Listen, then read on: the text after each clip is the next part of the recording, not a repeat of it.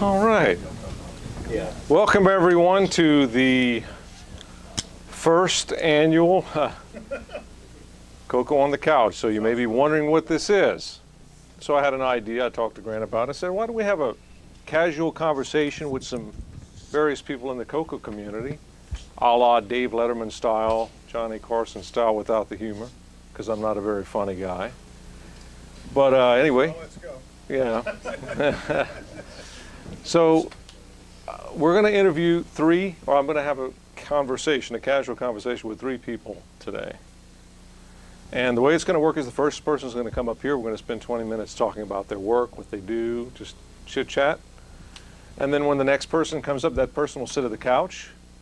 And then when the third person comes up, the couch will fill up. So it'll be sort of a first in, first out message queue. So the first person I would like to introduce is my friend, Mr. Henry Strickland. Henry, come on up. Everybody give a round of applause to Henry.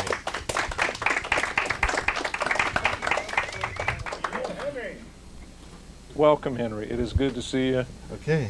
Thanks for coming. Thanks for being part of the thing. 1, 2. All So, right. tell us about what do you do, where do you work, kind of what's your, I've got my mic so you can just kind of, tell us about yourself. I'm from Augusta, Georgia. I grew up as a geeky kid in the 60s and 70s, and I always knew that I wanted to do things with electronics. And I would have said electronics because computers weren't really kind of an option quite yet until I got a little older, like high school.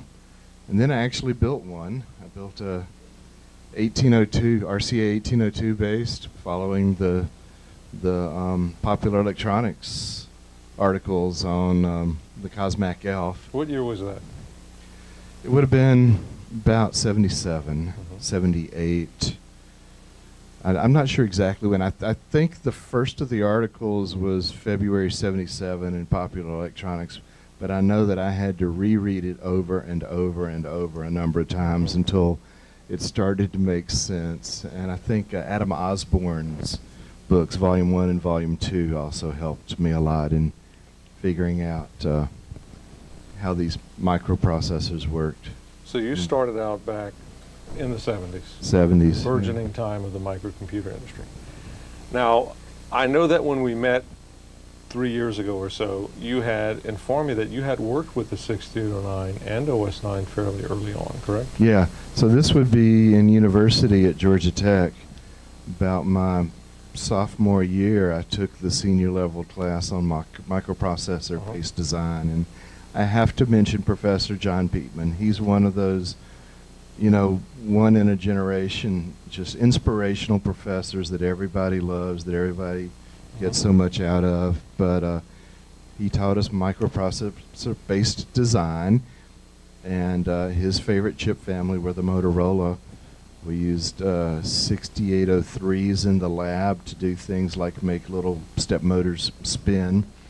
But he would do extra credit classes with you, you know, like a special topics. So I built what is essentially today called a CoCo 2. I realized I was building it in 1982 before the CoCo 2 came out, because John had samples and would give you the 6809, would give you the dynamic RAM chips and the chipset with the VDG and the SAM, and then I did all the wire wrapping. And he had source code to OS 9, what we call the OEM version of level 1. Yep. And I ported it about the same time, I guess, as Radio Shack was doing their port. So there were some parallels going on in terms of what you were discovering and what was happening in other parts of the industry. Yeah, and I had the color computer schematics, so I knew where the PIAs were mapped and wired, and I went ahead and used the same port numbers and stuff for the sake of compatibility. And I got a spare keyboard from Radio Shack, the Model 1 kind of keyboard like someone's got sitting out here. And we had a 3-foot, I don't know, maybe 5-foot ribbon cable on it. Enough that the computer could be noise, huh? in the back seat, Yep. And the two drivers, one person's driving and the other has got this keyboard, and we had a little 5-inch CRT mounted on the screen. And we went on a 5-week trip crisscrossing across the country, staying in campgrounds and showing people our car computer. That's awesome. Which we had just a LM 309, 307K, 309K. What's the 5-volt regulator on a gigantic heat sink, because it got really, really hot with the 12 volts from the car battery. And the 12 volts from the car battery was going into the disk drive raw. Oh my, unfiltered. We never lost a sector the entire summer. It was absolutely awesome. perfect reads and writes on great. the floppy. Wow. So let's fast forward a little bit. You obviously were at Google, right? I think you retired. Yeah, I retired at the beginning of this year. And when we met, you were not quite retired yet. Let's recap that. You met me in 2021 at VCF Southeast. 2021 in August, the Southern Fried Gaming Convention was in August that year. I think it's usually a little different. And within the middle of it is the Vintage Computer Festival Southeast. That's right. So we met there. I had a CoCo 1 Right. on which I'd been working on a version of Python. I guess this was a 64K. Was because you were running it under CoCo OS 1. 9, correct? And it was under OS Yep. 9. That's right, yeah. Yep. Yeah. And so you had a. Oh, so it was using the Moo. That's why it would work. Yeah, I had the that's MOOH right. Yeah. Tormod's A little bit more memory. So it thing that was gives, level 2 on the CoCo 2. So right? it was level 2 then. Yeah, Right. that's right. It was level 2. And so what impressed me about that was here's a guy working on a Python interpreter. Of course, I think it was a subset of the whole language. Oh, right? extreme subset of like Python 2.3. Right. Because even the thing called MicroPython, that binary is like 250K. Yeah, it's huge. And so I was working with a budget of like 32K for code and 32K for data. How was that project coming on, by the way? Is it still It's around? still sitting there on GitHub. It's still on, waiting for everything else to finish. I would love to go back to that, and I would love to go back to my Go compiler for 1609 as well. So obviously, Again, a subset of being subset of Go. inspired, Go being the language that Google has created, and Yeah, and it's not so much that Google created it, but the individuals that Google hired that I respect that created it. You know, there are a lot of the same people that Unix and C came from. that's right. This was kind of their more modern take on what a language for really running Google servers should look like. So let's kind of go to the more immediate now. You've worked on a Python interpreter, you have this Go project, but the big thing that you've been working on that I've been seeing a lot of traffic on Yeah. is supporting Rick Hewlin's Ethernet card, right? Yeah. Talk So about that. I brought a prop. That's a cartridge, fits into the color computer on that edge, and then it's got one Ethernet port on it. And they pop open pretty easily. The big chip across the top is an EEPROM, which were not on the original ones, but I realized that if you had an EEPROM on here to boot off of, that this is the only peripheral that you would need for your CoCo or for that second or third CoCo. And if it can remote boot operating systems over the internet as well as Disk Basic and other stuff, and I'm getting there. I'm That's having a lot of awesome. fun supporting it. And so the summary of my project is I want to make this absolutely as useful as possible to the color computer community. Yeah. And people will ask me about FujiNet, and their number one goal is to get some minimum networking across all retro platforms. Very different goal, but lots of overlap, lots of common problems, and I think we'll benefit each other. That's right. I think there's plenty of room to have multiple solutions that Yeah. do kind of similar things, but not necessarily the same thing. Other similar things, the large disk of floppy images that you get with the CoCo SDC, the big SDC tree, you know, they've been collecting software and making it work with that. And Ron Klein's CoCo Pi is an accumulation of lots of software that's compiled and made to work. So I see myself kind of in the vein of these and want to help all of them.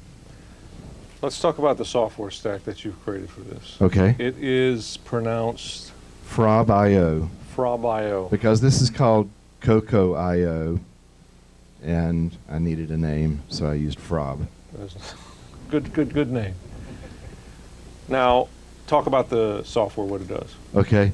The first thing I wrote were some programs that could have been bare metal, but launched under OS 9 or Nitros 9 that did the tiny little internet utilities, an ARP, a ping, domain lookup program, trivial FTP client to get a file. And that's where you go back and you read the old RFCs, the documents that define what these protocols were, and you pick what subset you need in order to do what you're going to do. And it's fun. It's like reinventing the internet. You get to learn it all over again.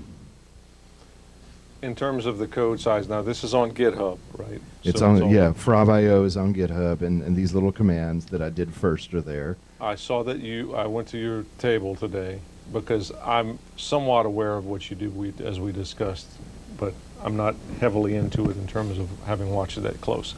You can boot OS 9. Yeah, I can remote boot OS 9 over this card. The disk image can be anywhere on the internet. Right, right. Okay. There's two places in particular it looks automatically. It does a broadcast UDP on your local LAN on a certain port, and that's where I'm often running the server for it to connect to. Mm-hmm. It also does DHCP, and it's got hardwired an IP address of my global server, which is in the DigitalOcean in the cloud. Mm-hmm. So either of those are capable of dishing up all the files that you might want to be able to do, like remote boot, either HDB DOS for Disk Basic or Nitros 9 Level 1, Level 2, and I've got both ease of use releases on there as well. So think about this, a single Ethernet-based card that plugs into the side of your CoCo, that all you need is a Ethernet cable plug to it, and you can get access to the world. Yeah. I mean, this kind of thing has been done before. There's DriveWire, which is a piece of hardware that lets you connect to the world on your PC. Mm-hmm. But I've kind of taken a clean slate approach and followed the logic as I see it today and Sure. the kinds of designs that I see working today. I do want to get FujiNet, and I do want to get DriveWire tunneled through this device as an alternate way to access all that functionality. Right. So let's kind of zoom out a bit. What inspires you about the CoCo to do stuff like this? What is the reason you do it in terms of internally, the motivation? It would be the wonderful time that I had as a college sophomore, building my own 6809 and doing my port of OS 9 back then. Yeah. That makes me interested in doing it here as opposed to on a Z80 or a 6502 or a 68000 or something else where else I might be hacking. But also I try to explain to people that I have fallen in love with the color computer community. That the cast of characters are as colorful and as wonderful as anything you find on television. Someone should write a book about that. Netflix should sponsor our next season. Yeah, it would be a lot of drama, no doubt. Yeah, so I really appreciate all the brilliant work that's been done, and the good-natured attitude that everybody has here. Well, I can speak, I think, for the rest of the community. It's great to have you on board with us. Thank you Thanks. for what you're doing. We love you too, man. Yeah, we love you too, man. Thank you, Henry. Okay. Have a seat next to the couch, and our next guest is a gentleman who I've kind of known online for a long time, but really am getting to know this weekend. He's a prolific CoCo software author, and he's done some pretty impressive stuff. Mr. Paul Shoemaker, ladies and gentlemen. Come on up, Paul. Good to see you. Thank you. It is good to have you here. Thank you. It's nice So, to be here. Paul and I share the fact that we're both Southern boys. Actually, you're one too. So you have the you have us all from the south of the Mason-Dixon line here today. Houston, Texas. Houston, Texas. So, tell us about what you do, Paul, outside of the CoCo. We'll get to that, but just kind of give us your story, where you work and what you do. So I'm not a programmer by trade. I work for Hewlett-Packard, but I work on more the business side and on the customer support side. And I've been a part of HP for 25 years. 25 years. And what do you do for them? Right now, well, as of 2 days ago, I work in supply chain. And I have no idea what that means yet, but I'm sure I'll figure it out in the next couple of days. So let's talk about the CoCo. How did you get into it? Well, I think like everybody, it was my first computer in maybe 1983. I got a 16K standard basic Melty keyboard for Christmas. And a couple years before, my dad had, this must have been 79 or 80, he bought a Heathkit H8 that he put together himself, and then later on he bought I think it was an H19 terminal monitor for it that he put together for himself. And it was on that device, that computer, that I played, Adventure and D&D and all of those early CPM games. And so I was hooked. And in the early 80s, when I was 13 or so, I decided that I wanted to try to get them to buy me a computer as well. Sure. And, one of my friends had a Commodore 64, which was a very nice computer, and all I knew is I wanted something different. Of course, we had a local Radio Shack, and I think Radio Shack did a really nice job of positioning the CoCo as a computer that could grow. And so I really saw it when I selected that particular computer over anything else. It was because I thought that it would allow me to just add this and that and later build something that was more like a real computer. So we had this discussion over lunch. You had the CoCo. You don't have that original CoCo anymore, regrettably, right? Like so many of us, whatever happened, we sold it, got rid of whatever, right? So at some point, you started a career. You somehow found the CoCo back. Tell us about how you got back into it. Yeah, I've actually come back to the CoCo twice. So I sold my original setup, I think, to buy a Tandy 1000. And then in the mid-90s, I started collecting CoCos again, and I don't remember why I stopped, and I think it was just life and everything else. And then maybe 5 or 6 years ago, I decided that I was going to get back into it, and it was because of shows that I was seeing on YouTube that was really sort of rekindling some of my passion and enthusiasm for the computer, and so I decided to get back into it. And it was about a year after I got back into it that I decided, sort of by God, I'm going to learn assembly language, which was something that I had always wanted to do as well. And so I went into the sort of slow, methodical approach, very similarly, read books multiple times before it started to sink in, and started small and started to build into the few games that I've been able to release. So you didn't do 1609 assembly language as a kid? No. It was something you took on after you got your CoCo. That's right. I am sort of the poster child for two things, really. It's never too late, and secondly, if I can do it, anybody can do it, kind of thing. All right. Your first game or project that you released, was it a dungeon crawler? It was. Tell us about that. It was Dungeon Crawler, and that was a mix of basic and assembly language, and the basic portion was essentially Telengard, but I had to pare it back because when I decided that I wanted to give Telengard kind of a different graphical skin, if you will, I very quickly ran out of memory to be able to do everything that Telengard does, as well as all of the graphics that I wanted to do. And at that point in time, I had to figure out how to incorporate assembly language subroutines into BASIC. And I took that approach for quite a while before I decided to take the plunge into just 100% assembly language, which is, by the way, a lot easier. No, don't do it the first way. Do it the second way. Tell us about the tools that you used to assemble and so forth, your process. Yeah.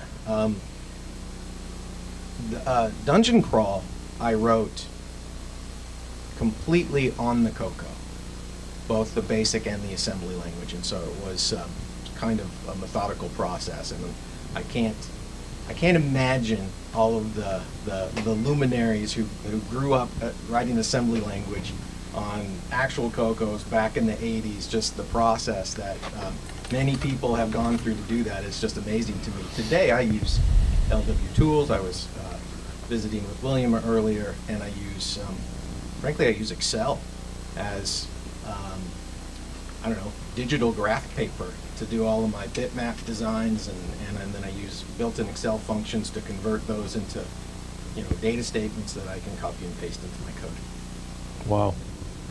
So LW Tool is a great package. I use it all the time. It's the basis for building OS 9 and other things, a great assembler. I want to talk about one of your games that I discovered, and I'll tell you quickly. So my grandbabies are 2, 3, 5, and, well, at the time they were 5 and 7. And there's this awesome game you made called Ghost Rush or Christmas Rush? Ghost Rush. A very simplistic game, so simple enough that I could get them in front of a color computer and they could actually play it. They could grok it within a short amount of time. Yeah. How many of you have seen that game? What a wonderful, simple, yet elegantly fun game to play. And all of its different flavors. Yes, and the theme, there's a Halloween theme, there's a Christmas theme, right? Yeah. Tell us about how that started, where you got the idea, and how it evolved. So that game is based off of, I think it's a phone game, but I saw a Java version of it online called Pack Rush. And of course in mine it's the Pac-Man Ghost that goes around in the circle. In the original it's a Pac-Man. And the reason I changed it from Pac-Man to a Ghost is I couldn't render a Pac-Man in all of the different angles going around the circle that I wanted to in the resolution that I chose for the game. And so I decided, well, I'll use a Ghost because he doesn't really need to move his orientation around. And so that game was actually a game that we played at work in some sort of social engagement that we had, where they said, oh, you can go out to the online arcade and play a game. And so that game was there, this Pack Rush game was there, and a bunch of my coworkers and I started to play it, and we really enjoyed it. And I thought, I think I can do that on the computer. And that's sort of what turned into the development of that, which was, I think, my first 100% assembly language game. So it was Pack Rush at first? Yes. Okay.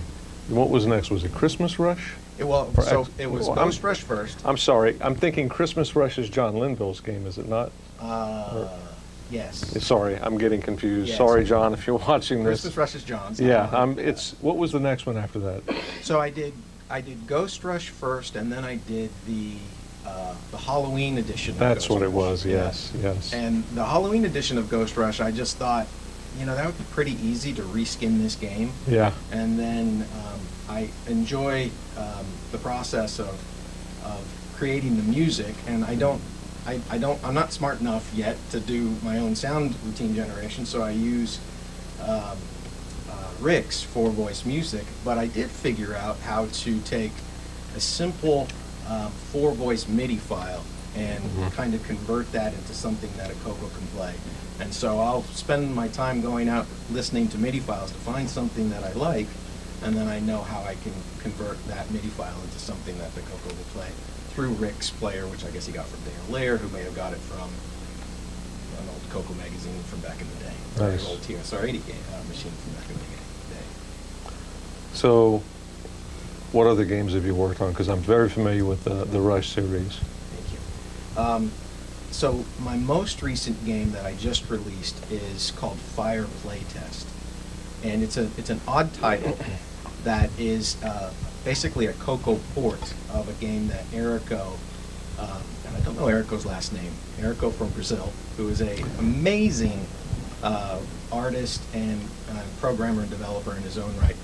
It's a game that's based off of the Game & Watch device. where you have these little guys that are jumping out of a building that I suppose is supposed to be on fire, but you can't really tell, and that's kind of dim, so I don't really like it that way. So they jump out, and you have to bounce them over with your little trampoline guys into the truck on their way, in this one, to get to CoCoFEST.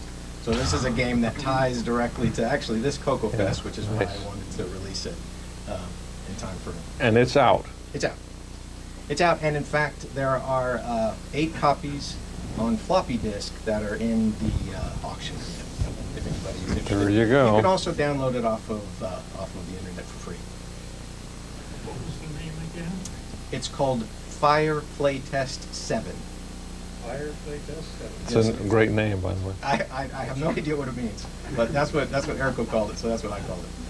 How many of you noticed the CoCos outside of the show floor, and one of them had the Return of the Jedi, I'm sorry, the Empire Strikes Back fight theme with Darth Vader and Luke Skywalker?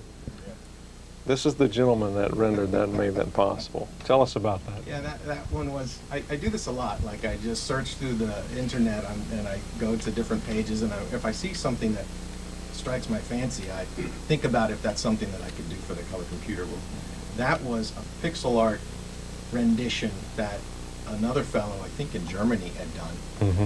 And his is bigger, and it's in 18, more colors and things like that. And I thought it would be fun to try to do on the CoCo. And my initial process with it was I very quickly ran out of space, ran out of memory, because every single frame, if you will, is a full rendered screen. And so to get that all to fit, I had to figure out how to compress the graphics into something smaller, and so I used a very simple compression algorithm that saved me, I don't know, half the space. And so I was able to fit it all into something that'll run from BASIC on a 64K CoCo. Fantastic work, by the way. Thank you. That was fun to do. Great job. So, what is next? Where are you going? Well, Neil was asking me this question just a minute ago, as a matter of fact. There are 3 things that keep popping back up into my head that I'm afraid I'm going to have to do or finish at some point. One of them is Oregon Trail. I started that at a time before I had the knowledge to be able to finish it. I feel I can do it now, probably. And then Sloopy the other day was asking about the possibility of like a chopper kind of game. What's the one for the Atari 2600? I forget now. Chopper Command, maybe? Yeah, that one. And then I personally keep coming back to Hero, that game with the little helicopter guy that goes down into the mine. These will be CoCo 2 games? These will all be CoCo 2 games. I love my CoCo 3, but I really have an affinity with my CoCo 2, and so every game that I run, I make sure that it supports the CoCo 3, but it really has the CoCo 2 in mind. Fantastic. Well, I'm going to tell you, like I told Henry, it's great to have you in the community. Thanks for all your contributions. Thank you. It's been a pleasure. Welcome. All right. Have a seat next to David. We have one more guest. This gentleman is a prolific collector of all things CoCo and will drive to the ends of the earth to get the most obscure hardware out there. Mr. Brian Weasler. Come on up, Brian. Welcome and good to have you. Thank you. So, tell us about yourself. I believe you are born and raised in Iowa, right? Yep. So you're the only guy on this panel that is from the north. It's okay. Tell us about yourself. Well, as you said, I live here in Iowa, and Bring that mic up. does that bring the mic up a little bit there? Okay. Yep. So I live in Iowa, lived there my whole life. I'm in IT. I've been in IT pretty much my whole career since college in '90. So I do that, and I work for a company, and I support offices that are across Iowa. So it's more of a IT support, do new acquisitions and office moves, things like that. And which city you live in again? I live in Sioux City, Iowa. Sioux City. It's on the Missouri River. So the distinction that you have living in Iowa is you aren't far from Des Moines. I mean, you're a Correct. little ways, but Des Yep. Moines, of course, being the home of Microware Systems Yep. Corporation and the creators of OS9. Did you use OS9 as a kid? What was your? Or I had seen it, Okay. never really used it. I was more game playing than anything else. So were you aware that OS9 was Yep. A created friend of mine by? that I that got me into the CoCo probably more than anything else. He enjoyed using it, and I'd look over his shoulder, but it was a mystery to me. So you got a CoCo as a kid. Mhm. CoCo 2, CoCo 1? CoCo 2. I got CoCo into 2. CoCo 2. It was actually Mom and Dad said we wanted to help get a computer, so I wanted to get one. Mhm. And so they got me the first computer, and then everything from there was me mowing lawns to save up the money to to can buy the relate. stuff that I wanted to get. Exactly. So. And then you got a CoCo 3? Yep. at Eventually the got a time? CoCo 3, but I bought the multi-pack and disk drives and different game cartridges and stuff. So. One of the questions I didn't ask the other two gentlemen, but I'll ask you. Back in that time, pre-internet, Mhm. did you do any kind of dial-up on BBSs or get online through CompuServe or Yeah, Delphi? my friend Alan, that got me into it.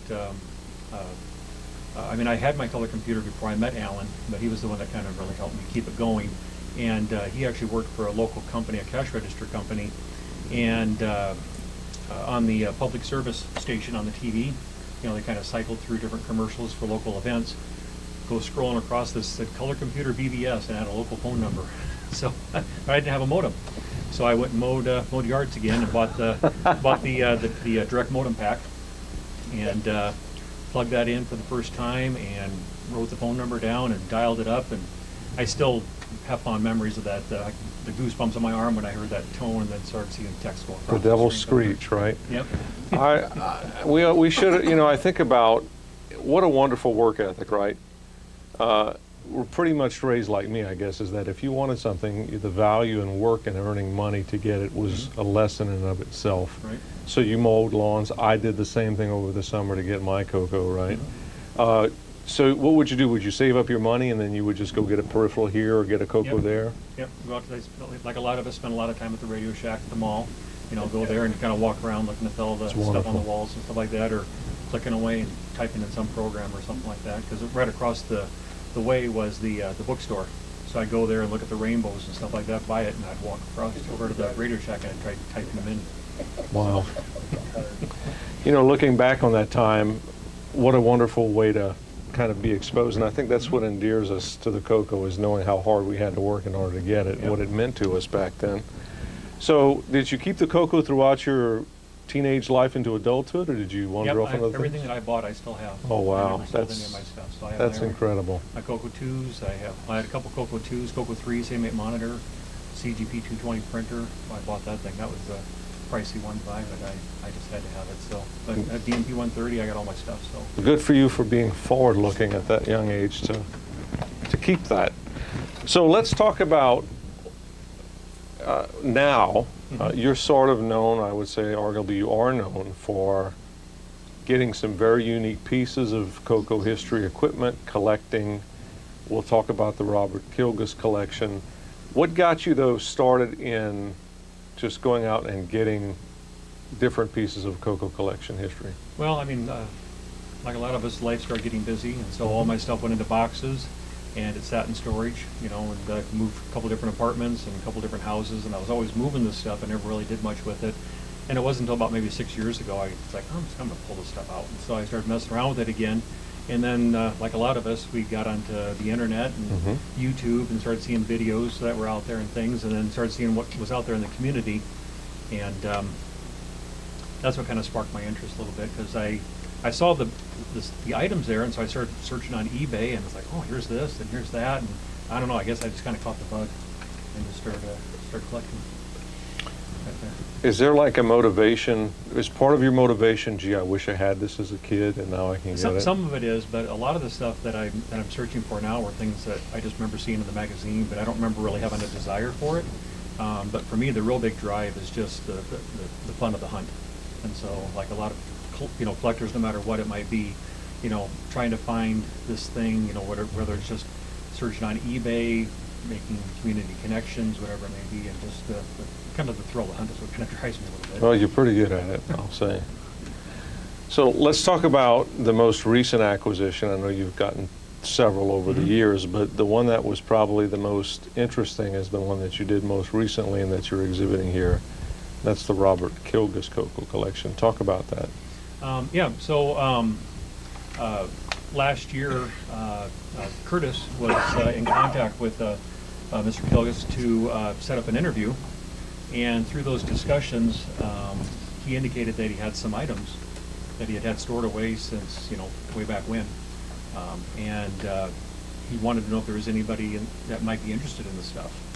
He had some life-changing events, and he was trying to downsize and move to a smaller place. And so Curtis had reached out to me and wanted to know if I'd be interested in getting the items. And he had sent a few pictures, but we had no idea really what it was. I mean, you'd see a box with, say, color computer on it, and you just thought it was a color computer.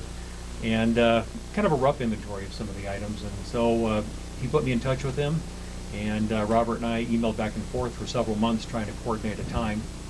And actually at a time where I was going to be in eastern Iowa, which would get me about halfway there. And so I did work for a few days, and then over the weekend I drove to Robert's house there in Flint, Michigan, and we spent the afternoon together. And a really wonderful man, very proud man, lived a very interesting life.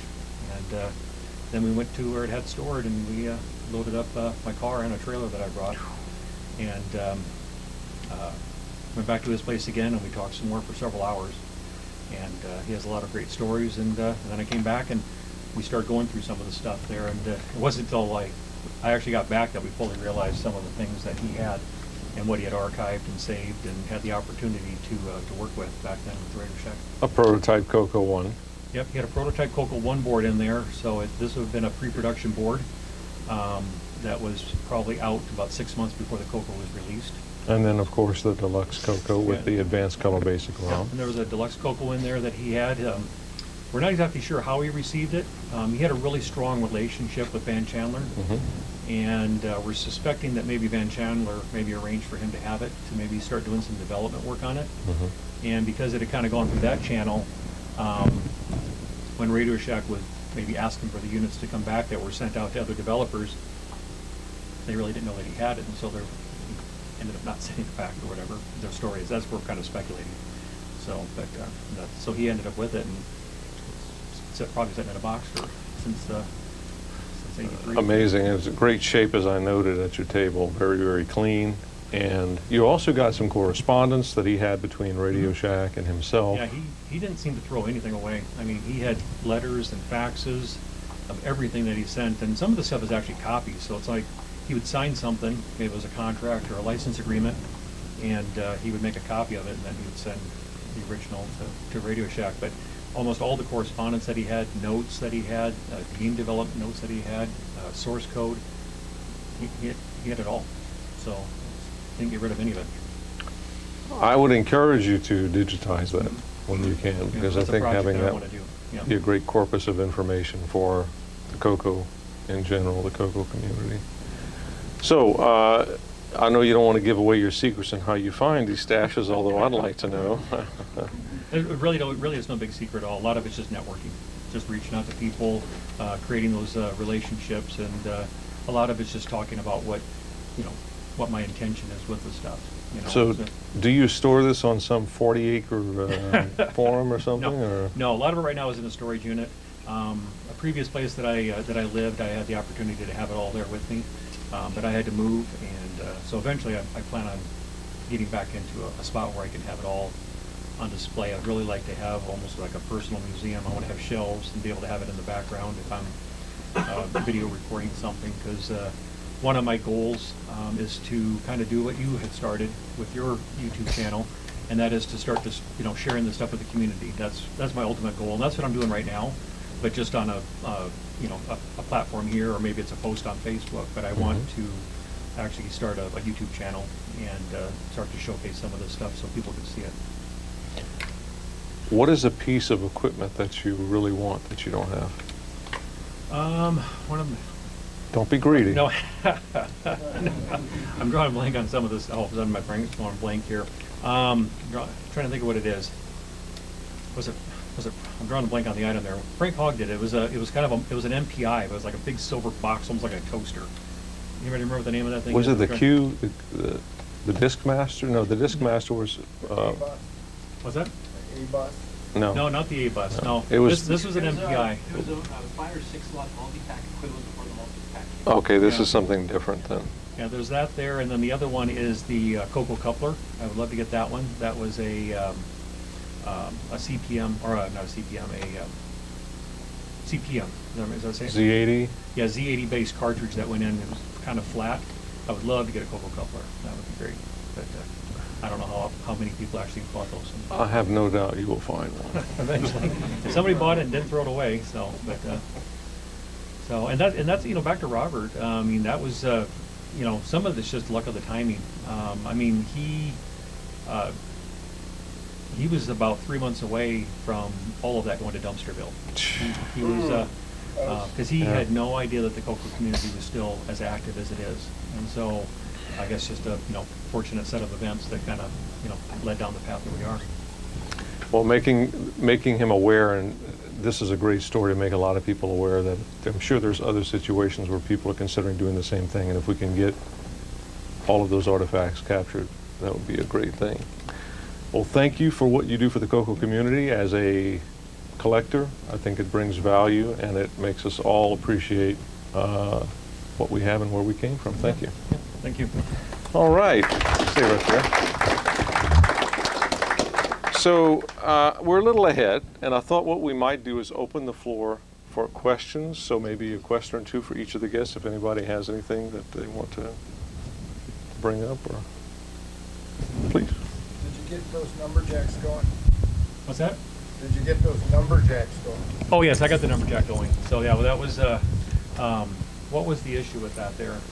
cable. So there was it was the cable. I had the numberjack, but I didn't have the cable. And there was a gentleman, I wish I could remember his name, Aaron. He did a post on Facebook. He was trying to get repair his CoCo, and he had a numberjack. He had the cable itself that came with a CoCo that he had bought, but he didn't have the numberjack itself. And so him and I started a conversation, and he actually needed the edge connector for a keyboard because the numberjack was plugged into it and it stretched the pins out. And I had some brand new edge connectors for that went onto the board. So I sent him an edge connector, and he sent me the cable, and now I have a working unit. And it wasn't working at first because it was kind of weird. You type it and put different characters. I found out that the shift key was sticky, and it was making contact, and so I was getting these weird characters pop. So yes, I got it going. Thank you. That's how we numbered. Oh yes. Yep. We traded NSX 32. For Yep. So some of it's trading too, not just yeah, we do that. buying. So. Anyone else? Hey, Tom. I'm just wondering if you could provide more background information on Mr. Phillips' history. Mr. Oh, Kilgus. I can. Curtis could probably actually give a better answer than I could. But Mr. Kilgus, he actually started with the Model 1, doing some programming. He didn't work for Radio Shack, but he contracted work. So he started out in the Model 1 world. And then I'm assuming through that relationship then is where he started with the color computer. And he was doing development work for color computer to create programs that would be part when it went to market. So he was creating some of the first, I think he did the first 3 programs that were released to Radio Shack. Music and he did Quasar Commander was 2 to 1. Yep. He did other ones. He did Dino Wars too, did he not? Yep. Then he did a bunch of utility and Color profile. But there'll be some interviews that are going to be coming out soon about him. But he was doing some other programming. I can't remember the company he was working for, but programming has been his career most of his life. Any other questions? Yes, sir. What books or resources did you find most helpful for learning to stay around? What books or resources did I find most helpful? I started with Barden's book on assembly. And I found that particular book was a great mix of like detail, but also it was written in a way that was easily understandable. There are, of course, much more comprehensive books on 6809, but it's like a reference. It's like a textbook. And I think Barden had a way of simplifying the complex, which was something I really needed. And then I watched Steve Bjork's YouTube series. I looked at Rick Adams' code. I looked and talked to as many people as I could about how to do one thing or another, and slowly just started to piece it together. Any other questions? One over here. Hey, John.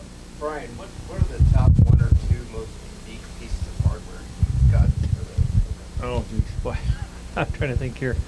Drawing blanks on the autumn. What's the name of that? I got this multi-pack. I'm drawing a blank on the name of it. My brain's just kind of racing right now. But it's a 5-port multi-pack that has a ribbon cable, and it's a separate cartridge that actually connects to it. That one was really pretty cool to get. Is it the BT1000? The BT1000. Thank you. Yep. So that one's really neat. There's a MIDI cartridge that's done by what was the name of that company?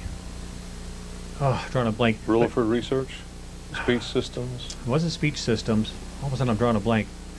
Neil has a similar one like it, but what made it kind of unique is the fact that the case was actually made out of mahogany. And, That was the guy out of Opelousas, Louisiana. Horizon. Horizon. Thank you. Yes, it was Horizon. It was an MPI that they did. That was Charlie Lanous. Yeah. Yep. And it was really nice because it came in this nice padded binder and everything. It was just a very well packaged item there. So, so those are some really kind of cool items. So, Cool. Anyone else? How much, do you guys have any influence from any other machines in what they're doing?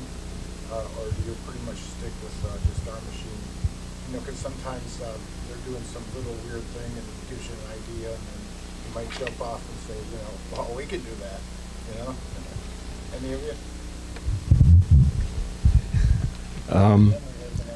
My mother worked for IBM in Atlanta in the late 1950s on punch card machines, and she was an expert on the 602A calculating punch. If anybody knows where one is, let me know.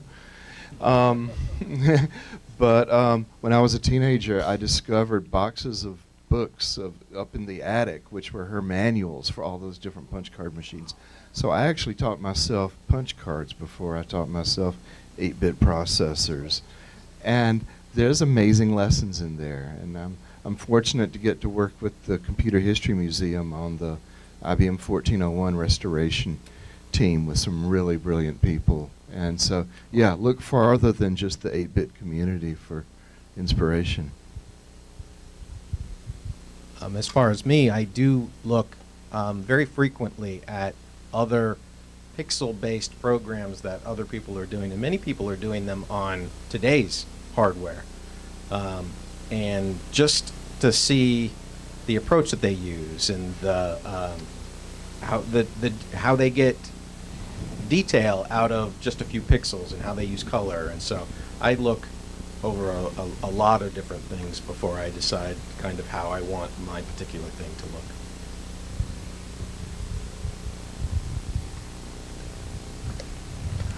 All right. I can say one thing. My wife used to do punch cards in high school. Yeah. And she said she had a classmate that worked pretty hard on their program and then accidentally flipped over the box. Yeah. And all that. Yeah, seriously, draw a diagonal line across your deck. Great tip. All right. We're at 48 minutes or so. I hope it wasn't too long or too boring, but thank you for coming, and I want to give these gentlemen a great hand for participating.